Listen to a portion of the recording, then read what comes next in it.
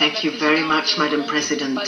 On behalf of the ALDE Group, I'd like to call your attention to an event which will take place on the 27th of June in Brussels, the signing of the association agreements between the European Union and Moldova, Georgia and Ukraine. It's a major event in the modern history of Eastern Europe after the collapse of the Soviet Empire. The Eastern Partnership, launched by Sweden and Poland in 2009 for several ex-USSR countries, Ukraine, Belarus, Moldova, Georgia, Armenia and Azerbaijan, was aimed at strengthening stability at the frontiers of the European Union by implementing projects aimed at underpinning the rule of law, the functioning of democratic institutions, and also the economic relaunching of these countries. 5 years later, this Eastern Partnership, which was also offered to Russia, is showing results. It is true that only 3 of the 6 countries showed the political will of wanting to modernize and become Europeans. Unfortunately, they've had to suffer for it.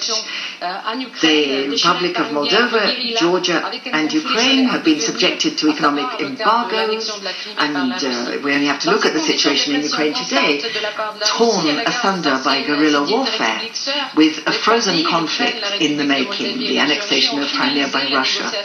And under conditions like this, including pressure from Russia on its former sister republics, these 3 countries have finalized their negotiations on their association agreements. This is, of course, only the initial setting out on the way towards progress.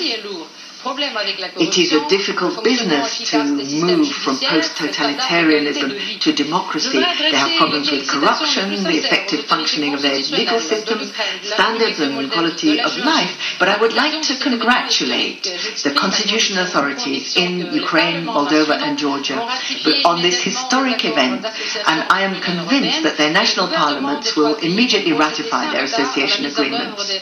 And the 3 governments will straight away start to implement all the provisions of these agreements for the benefit of their own citizens.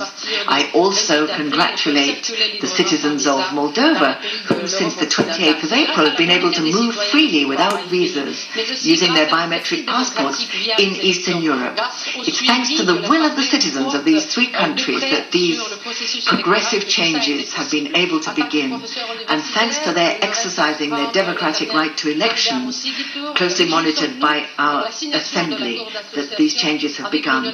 As a university professor, I would urge that we all take up the timeless chant of Gaudeamus Igitur. Let us rejoice for these 3 countries, Ukraine, Moldova and Georgia. Monsieur Gur, thank you very much.